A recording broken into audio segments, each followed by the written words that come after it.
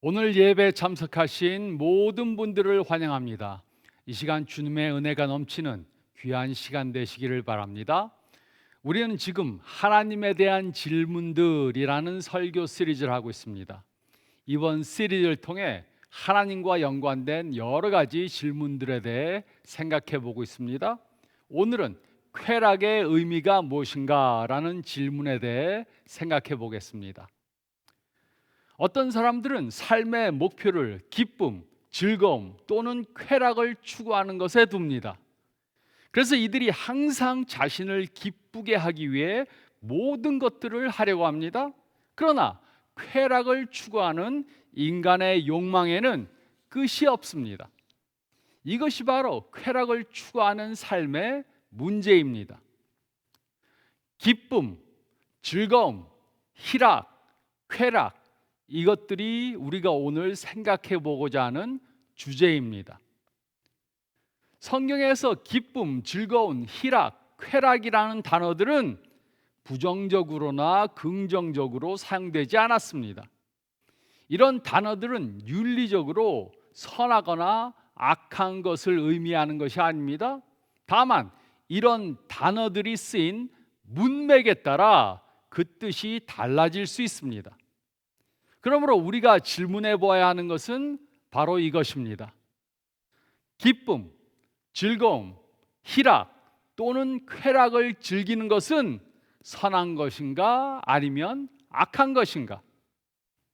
자신의 즐거움을 위해 친구들과 노는 것이 선한 것입니까? 아니면 악한 것입니까?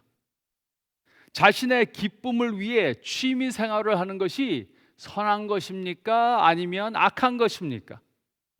자신이 원하는 것을 사기 위해 돈을 사용하는 것이 선한 것입니까? 아니면 악한 것입니까? 자신의 쾌락을 위해 좋은 식당에 가서 식사하는 것이 선한 것입니까? 아니면 악한 것입니까? 우리는 무엇이 선한 행동이고 또는 무엇이 악한 행동인지 어떻게 판단할 수 있습니까? 전도서 2장은 삶의 쾌락을 위한 우리들의 행동이 어떤 때는 선하고 어떤 때는 악한 것인지 판단할 수 있는 그 원리를 주었습니다. 첫째로 1절로 3절 말씀을 보면 우리는 사명을 잊지 않는 한도 내에서 쾌락을 즐겨야 합니다. 우리는 사명을 잊지 않는 한도 내에서 쾌락을 즐겨야 합니다. 1절로 3절은 다음과 같이 기록했습니다. 나는 내 마음에 이르기를 자 내가 시험 삼아 너를 즐겁게 하리니 너는 낙을 누리라 하였으나 보라 이것도 헛되도다. 내가 웃음에 관하여 말하여 이르기를 이것은 미친 것이라 하였고 희락에 대하여 이르기를 이것이 무슨 소용이 있는가 하였노라. 내가 내 마음으로 깊이 생각하기를 내가 어떻게 하여야 내 마음을 지혜로 다스리면서 술로 내 육신을 즐겁게 할까? 또 내가 어떻게 하여야 천하의 인생들이 그들의 인생을 살아가는 동안 어떤 것이 선한 일인지를 알아볼 때까지 내 어리석음을 꼭 붙잡아 둘까 하여. 하나님께서는 솔로몬에게 여러 가지 사명을 주셨습니다. 예루살렘 성전을 건축하는 사명을 주셨습니다. 또 그의 나라를 세우는 사명을 주셨습니다. 그뿐만이 아니라 장차 그의 자손을 통해 오실 메시아의 오실 길을 준비하는 사명을 주었습니다. 솔로몬이 처음에는 그 사명을 잘 감당했습니다.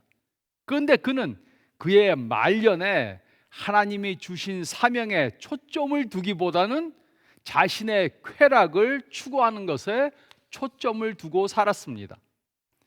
그는 쾌락에 빠져서 하나님께서 주신 사명을 잊고 살았습니다. 그는 주위에 그와 함께 놀고 쾌락을 즐기는 사람들로 가득 채웠습니다. 그는 최상의 술과 최고의 음식을 먹었습니다. 하지만 먹고 마시고 웃고 놀아도 그는 결국 행복을 찾지 못했습니다. 하나님께서는 솔로몬을 축복하셔서 그로 많은 쾌락을 누리게 하셨습니다. 하지만 그는 쾌락에 빠져 하나님이 주신 사명을 잊었습니다. 그래서 하나님께서는 솔로몬이 다시 자신이 받은 사명을 깨닫고 그 사명을 이루는 삶을 살기 원하셨습니다. 어떤 사람들은 삶 가운데 쾌락을 즐기는 것은 잘못된 것이라고 생각합니다. 그래서 그리스도인들은 항상 가난하고 어렵고 부족하게 살아야 한다고 생각합니다. 하지만 이것은 사실이 아닙니다. 성경에도 하나님께 축복을 많이 받아서 풍성한 삶을 산 그런 사람들이 많이 나옵니다. 하나님께서 축복해 주신 것을 즐기는 것은 잘못된 것이 아닙니다. 그러므로 우리가 어떤 쾌락이 선한 것이고 어떤 쾌락이 악한 것인지 구분하는 첫 번째 원리는 바로 이것입니다. 우리가 즐기는 쾌락이 하나님께서 주신 사명을 이루는 것에 부정적인 영향력을 끼치지 않는다면 그것은 즐겨도 되는 쾌락입니다. 그러나 우리가 쾌락에 빠져 하나님께서 주신 사명을 이루는 삶을 사는 것을 방해한다면 그것은 악한 쾌락입니다. 수잔나 웨슬리는 18세기에 영국과 미국에서 가장 영향력 있던 설교가 존 웨슬리의 어머니였습니다. 한 번은 존 웨슬리가 어머니께 물었습니다. 어머니, 죄가 무엇인가요? 그의 어머니는 신학을 공부한 적이 없던 분이었습니다. 그러나 그녀는 그 누구보다도 죄가 무엇인가 그것에 대해 정확한 답을 주었습니다. 아들아, 무엇이든지 너의 사고하는 능력을 약하게 하고 양심을 무디게 하고 하나님으로부터 떠나게 하고 영적인 것으로부터 멀어지게 하는 것이 바로 죄란다. 이렇게 말했습니다.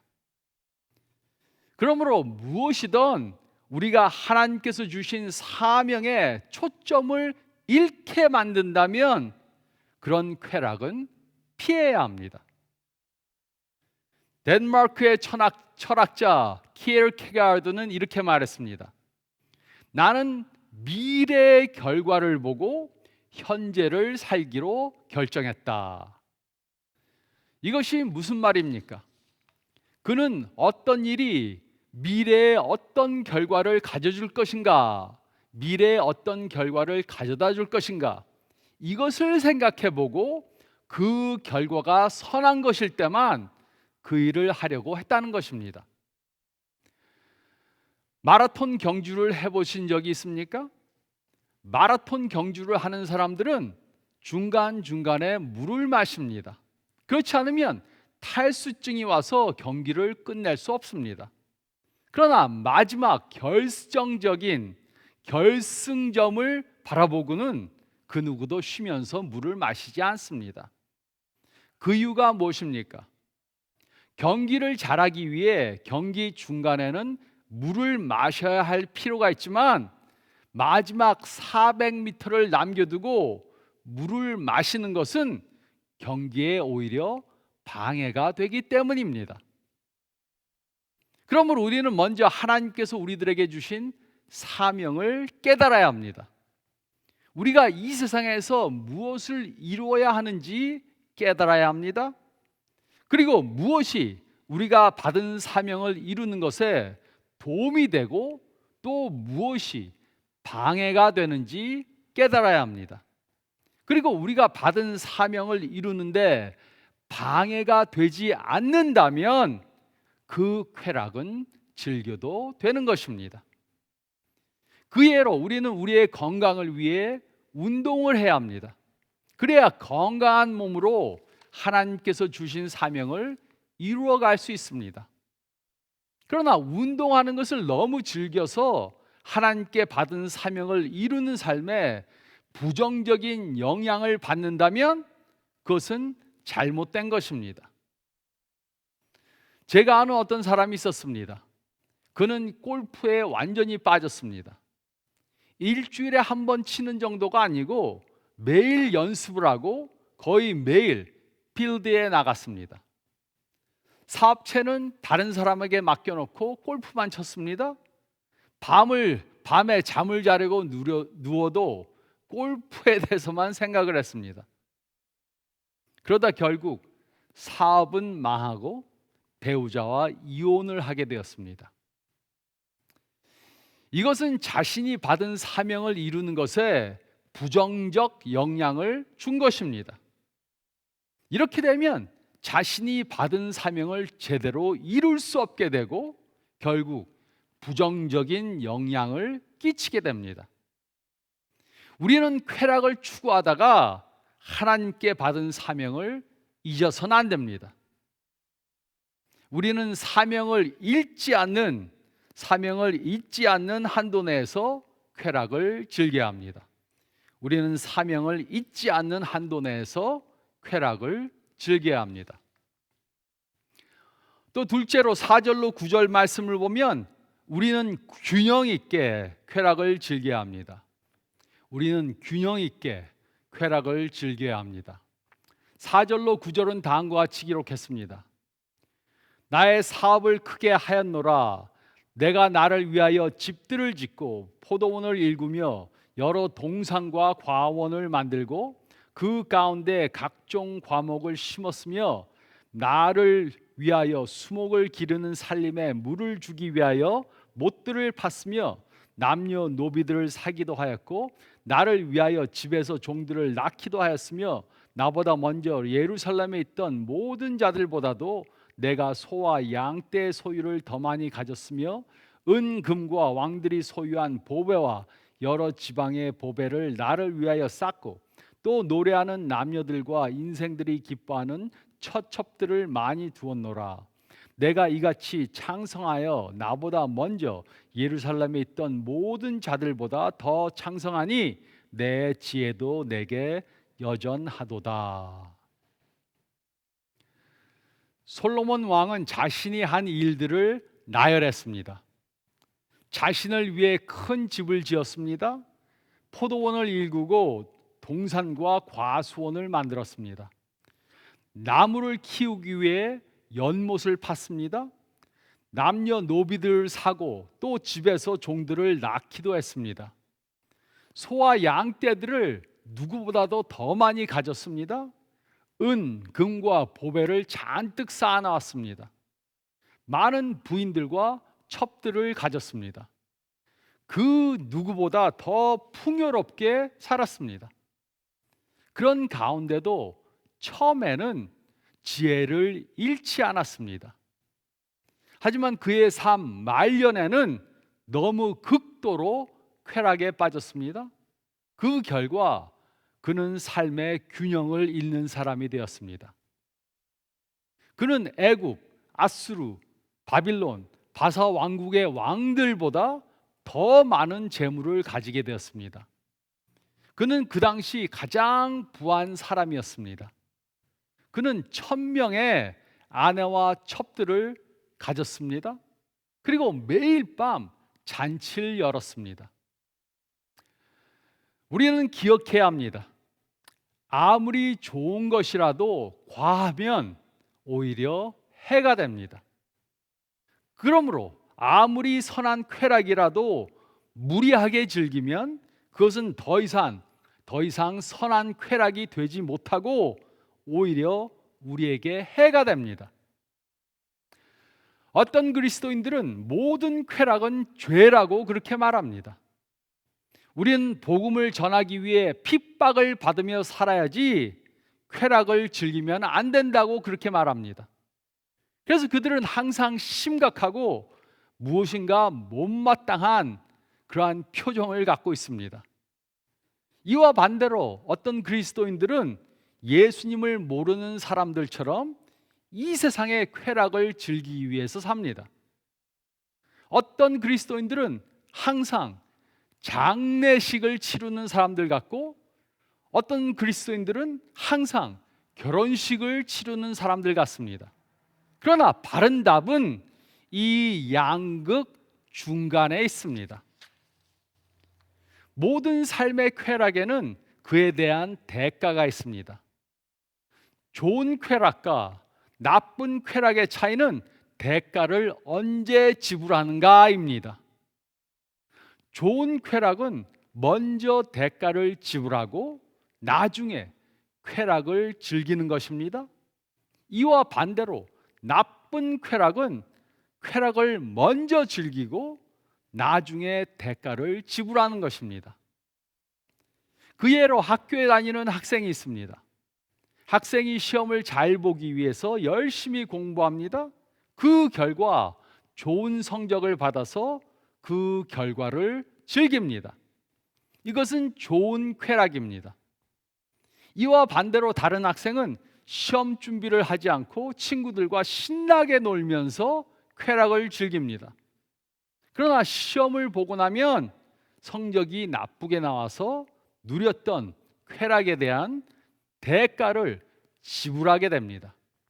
이것은 나쁜 쾌락입니다. 그리고 이 원리는 우리 삶의 어느 영역에나 적용이 됩니다. 그러므로 우리는 질문해 봐야 합니다. 나는 먼저 대가를 치르고 나중에 쾌락을 즐기는가? 아니면 나는 먼저 쾌락을 즐기고 나중에 대가를 지불하려고 하는가? 아무리 좋은 쾌락이라도 과한 것은 결과적으로 좋지 못한 것입니다. 하나님께서 축복하셔서 받은 쾌락을 즐기는 것은 잘못된 것이 아닙니다. 그러나 과하게 쾌락만 추구하는 것에는 대가가 따르게 됩니다. 우리는 하나님이 허락하신 한도 내에서 삶의 쾌락을 즐겨야 합니다. 우리는 균형 없이 쾌락만을 추구해서는 안 됩니다. 우리는 균형 있게 쾌락을 즐겨야 합니다. 우리는 균형 있게 쾌락을 즐겨야 합니다. 그리고 셋째로 10절로 11절 말씀을 보면 우리는 하나님 안에서 쾌락을 즐겨야 합니다. 우리는 하나님 안에서 쾌락을 즐겨야 합니다. 10절로 11절은 다음과 같이 기록했습니다. 무엇이든지 내 눈에 원하는 것을 내가 금하지 아니하며 무엇이든지 내 마음이 즐거워하는 것을 내가 막지 아니하였으니 이는 나의 모든 수고를 내 마음이 기뻐하였음이라. 이것이 나의 모든 수고로 말미암아 얻은 몫이노라. 그 후에 내가 생각해 본즉 내 손으로 한 모든 일과 내가 수고한 모든 것이 다 헛되어 바람을 잡는 것이며 해 아래에서 무익한 것이로라. 솔로몬은 그 당시 어떤 사람보다도 더 많은 재물을 가지고 있었습니다.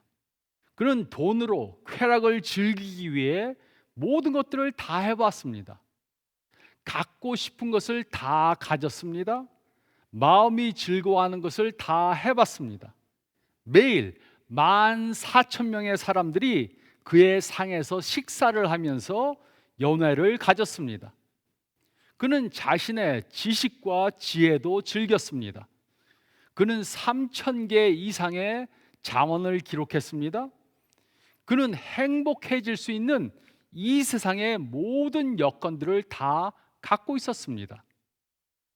그러나 그는 행복하지 못했습니다. 그는 이 세상의 것들로는 행복해질 수 없다는 것을 깨달았습니다. 그는 자신이 했던 모든 것들이 다 헛되고 바람을 잡는 것이며 해 아래에서 무익한 것이다. 이렇게 고백했습니다. 전도서에 아주 중요한 구절이 나옵니다. 이 말은 전도서에 계속해서 반복되었습니다. 그것이 무엇입니까? 해 아래, 해 아래, 해 아래. 해 아래라는 단어가 전도서에 28번 반복되어 쓰여 있습니다. 이것이 의미하는 것이 무엇입니까? 하나님을 포함하지 않는 해 아래, 이 세상에서의 삶은 무의미하다는 것입니다. 하나님 없이 이 세상의 것들을 통해 행복을 추구하는 것은 바람을 잡으려고 하는 것과 같습니다. 바람을 잡기 위해 빨리 뛰면 뛸수록 피곤해지기만 합니다. 이것이 바로 요즘 사람들이 느끼는 것입니다. 많은 사람들이 행복한 삶을 살기 위해 노력하지만 행복하지 못합니다. 그 이유는 하나님 없이 이 세상의 것들로 행복해지기 위해서 노력하기 때문입니다. 우리는 쾌락과 행복과의 차이를 이해해야 합니다. 성경은 세상적 쾌락과 하나님이 선물로 주시는 행복은 같은 것이 아니라고 말해줍니다. 그런데 많은 사람들은 행복을 잘못된 곳에서 찾으려고 합니다. 하나님 안에서 찾지 않고 세상적인 것으로부터 찾고자 합니다. 많은 사람들은 물질을 통해 행복해지기 원하지만 물질은 참된 행복을 가져다 주지 못합니다. 어떤 사람들은 이성관계를 통해 행복을 얻고자 하지만 다른 사람이 꼭 행복하게 해주는 것은 아닙니다. 그래서 어떤 사람들은 사랑해서 결혼을 하지만 결혼 생활이 불행해져서 이혼을 합니다. 어떤 사람들은 행복을 사회적인 성공을 통해 얻고자 하지만 아무리 성공을 해도 행복해지지 않습니다. 어떤 부자가 기독교 상담자를 찾아와서 이렇게 말했습니다. 저는 큰 집을 갖고 있습니다. 요트도 있고 별장도 있습니다. 아내가 있고 자녀들이 있고 다른 여자도 있습니다. 물론 제 아내는 이 여자에 대해 모릅니다. 저는 좋은 직장이 있습니다. 돈도 많이 법니다. 그런데 자살하고 싶은 충동을 느낍니다. 행복할 수 있는 모든 조건들을 갖추었는데 행복하지 않습니다. 자살하고 싶은 충동이 없어지도록 저를 도와주세요. 이 세상적 쾌락은 행복을 가져다 주지 못합니다. 왜냐하면 이런 해 아래의 쾌락은 하나님과 상관이 없기 때문입니다. 그러므로 우리는 하나님 안에서 참된 행복을 추구해야 합니다. 하나님 없이는 행복해질 수 없습니다. 어거스틴은 이렇게 말했습니다. 하나님은 우리를 그를 위해 만드셨기 때문에 우리가 하나님 안에서 평안을 누릴 때까지 우리의 마음은 쉴 수 없다. 또 프랑스의 철학자 파스칼은 이렇게 말했습니다. 모든 사람의 가슴 속에는 하나님이 만드신 빈 공간이 있어서 창조물로는 그 공간을 채울 수 없고 창조주 하나님만이 예수님을 통해 그 공간을 채우실 수 있다. 우리는 세상에 그 어떤 쾌락으로도 행복을 느낄 수 없고 만족할 수 없습니다. 하나님께 이미 받은 축복들을 생각해 보시기 바랍니다. 부모님, 자녀들, 배우자, 친구들, 물질들, 건강, 사명, 영생. 우리는 이런 하나님께서 주신 축복들을 통해 행복을 누려야 합니다. 하나님 없이 행복을 추구하는 것은 바람을 잡으려고 하는 것과 같습니다. 이렇게 말하는 사람들이 있습니다. 나에게 엄청나게 많은 돈이 생기면 나는 그 돈을 하나님과 다른 사람들을 위해 사용하겠다. 이렇게 말합니다. 내가 로또에 당첨이 되면 나는 그 돈을 하나님과 다른 사람들을 위해 사용하겠다. 그런데 갑자기 많은 돈이 생기면 그렇게 말하던 사람들은 다른 사람들, 하나님을 위해 돈을 사용하지 않습니다. 집을 사고 차를 사고 여행을 가고 자신의 쾌락을 위해 대부분 전부 다 사용합니다. 우리는 이 세상적 쾌락은 행복을 주지 못하는 것을 깨달아야 합니다. 그래도 한번 해보고 싶습니다. 직접 해보기 원합니다.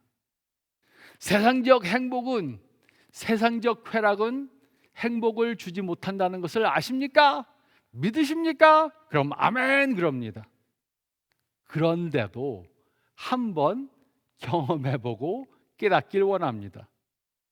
우리도 솔로몬처럼 모든 것을 다 해보았지만 별거 아니더라 한번 말해보고 싶습니다. 그러나 그것을 이루기 위해 산다면 우리는 우리의 하나밖에 없는 인생을 허비하게 될 것입니다. 다 낭비하게 될 것입니다. 우리는 하나님 안에서 행복해지는 비결을 배워야 합니다. 우리는 하나님 안에서 행복을 즐겨야 합니다. 우리는 하나님 안에서 행복을 즐겨야 합니다. 이 세상에서 즐기는 쾌락은 하나님이 우리들에게 주신 선물입니다.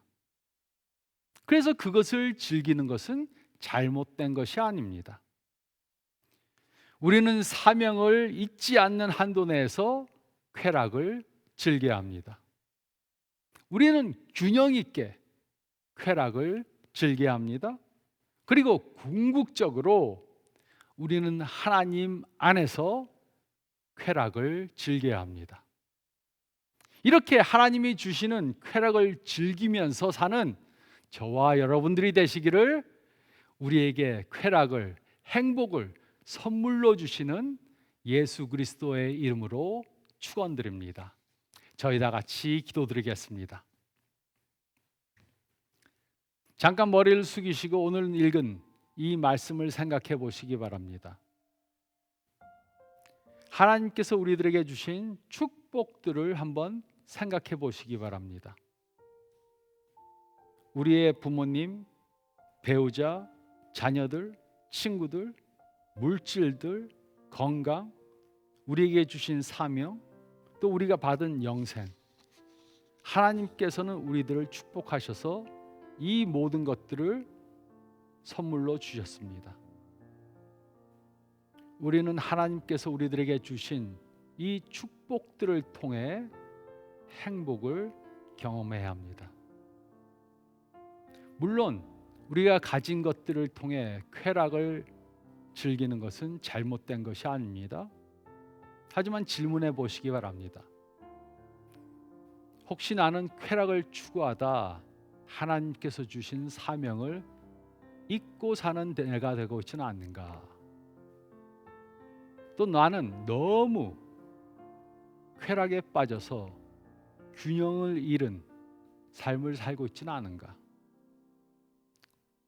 또 나는 세상적인 쾌락만 추구하고 하나님 안에서의 쾌락, 행복을 즐기지 않고 있지는 않은가? 하나님 밖에서 이런 것들을 추구하고 있지는 않은가? 생각해보고 다시 한번 우리의 삶을 재조정하시기 바랍니다. 제가 기도하겠습니다. 주님 감사합나이다.